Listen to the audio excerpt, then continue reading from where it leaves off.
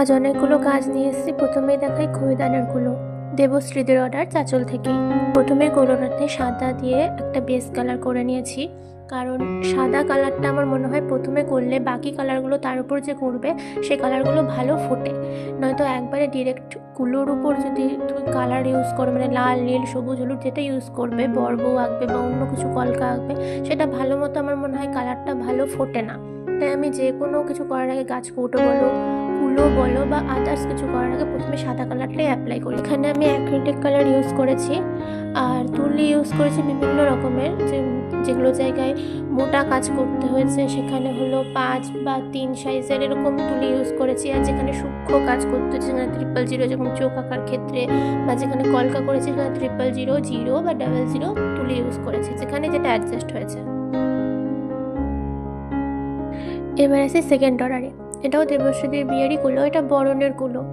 এমন কোনো ডিমান্ড ছিল না দিদিটার, খালি বলেছিল যেটা আমার খইদানের কুলো হবে সেটাতে একটা বর্ব এঁকে দেবে, আর যেটা আরেকটা হবে বরণের কুলো সেটাতে খালি কলকা দিয়ে করে দেবে।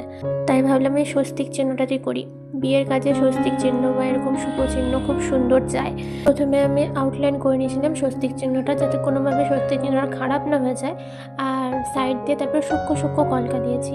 আমার আবার সূক্ষ্ম সূক্ষ্ম কলকা যেমন দেখতে ভালো লাগে তেমন করতেও খুব ভালো লাগে। এবার আমার কমেন্ট বক্সে আমি দেখেছি তোমরা অনেকেই জিজ্ঞেস করো যে দিদি তুমি কোন ব্র্যান্ডের তুলি ইউজ করো বা কত সাইজ ইউজ করো। আমি সারাক্ষণ 000 তুলি ইউজ করি, সেটা যে কোনো ব্র্যান্ডের হতে পারে। আর কোনো ব্র্যান্ড থেকে আমি তুলি ইউজ করি না সবসময় যে না আমার ওই ব্র্যান্ডের তুলিটাই লাগবে। যখন যেরকম পাই সেরকম ইউজ করি। সেটা যে কোনো ব্র্যান্ডের হতে পারে, ক্যামেলের হতে পারে, দয়ালের হতে পারে, সোনার হতে পারে, রিয়ারও একটা তুলি হয়। কিন্তু যেটাই ব্র্যান্ডের তুলি ইউজ করি না কেন, এই কলকার ক্ষেত্রে আমি লোমের তুলিগুলো ইউজ করি। লোমের তুলিতে আমার মনে হয় এই কলকার যে পাতাগুলো হয় সেগুলো খুব সুন্দরভাবে হয়। এবার আজকের একদম লাস্ট অর্ডার একটা ছাতা। এই ছাতার পেন্টিংটা আমি আগেও ছেড়েছিলাম, অনেক মানে ভিউ হয়েছিল, এটাতে আমার লাইকও হয়েছিল, সবাই কমেন্টও করেছিল খুব সুন্দর সুন্দর, দেখেও আমার খুব ভালো লেগেছিল। আমি ভাবিনি এতগুলো মানে কমেন্ট এতগুলো লাইক পাবো এখান থেকে আমি ছাতাটা করে। তো এই ছাতাটা অনেক নেয় করতে দেয় ইনস্টাগ্রাম থেকে, একটা দিদি কলকাতার। তো পুজোর সময় একটা পাঞ্জাবি দেয় আর ছাতাটা দেয়। তখন পুজোর অনেক চাপ ছিল বলে আমি দিদিটাকে বলেছিলাম যে পাঞ্জাবিটা এখন দিতে পারছি দিদি, ছাতাটা আমি পরে দিলে হবে? তো দিদিটাও খুব সুন্দরভাবে বলে দেয় যে হ্যাঁ ঠিক আছে, পরে দিলেও হবে, আমার এখন লাগবে না, কিন্তু দিলেই হবে। তো আমি বলেছিলাম যে পুজোর পরে দিয়ে দেবো, কিন্তু পুজোর পরে কালী পুজো আসে, ভাইফোঁটা আছে, সেগুলোতে এতগুলো অর্ডার পড়ে যে দিদিটাকে আমি আবার মেসেজ করে বলি যে দিদি এগুলো যাক তারপরে আমি দিতে পারবো তোমাকে। দিদিটা তাও বলে যে হ্যাঁ ঠিক আছে কোনো ব্যাপার না, তুমি সবগুলো করে নাও তারপরেই আমাকে দিও এটা। তো আমার দিদিটার খুব ভালো লেগেছিল কথাটা শুনে দিদিটার, যে না এরকম সবাই হয় না যে অন্যের অসুবিধাটাও বোঝে।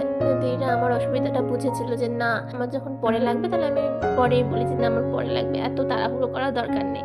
যেহেতু আমি একাই জানি, অর্ডার নেওয়া থেকে শুরু করে অর্ডার ডেলিভারি, অর্ডার তৈরি করা, এই ভিডিও করা, ভিডিও এডিটিং করা, কিছু কিছু ভিডিওতে ভয়েস ওভার দেওয়া, সব কিছু আমি একাই করি।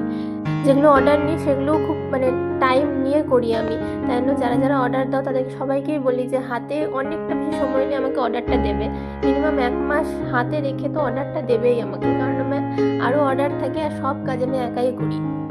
তো চলো 3টে কাজ আমার কমপ্লিট, আরও কাজ আছে, প্রচুর কাজ আছে এখনও, সবগুলোই শেয়ার করব। এখানে সবগুলো একসাথে দেখিয়ে দিলাম যে কেমন লাগছে। তোমাদের যদি ভালো লাগে তাহলে অবশ্যই লাইক কমেন্ট শেয়ার করে দিও, আর কেমন লাগলো সেটা অবশ্যই কমেন্টে জানিও।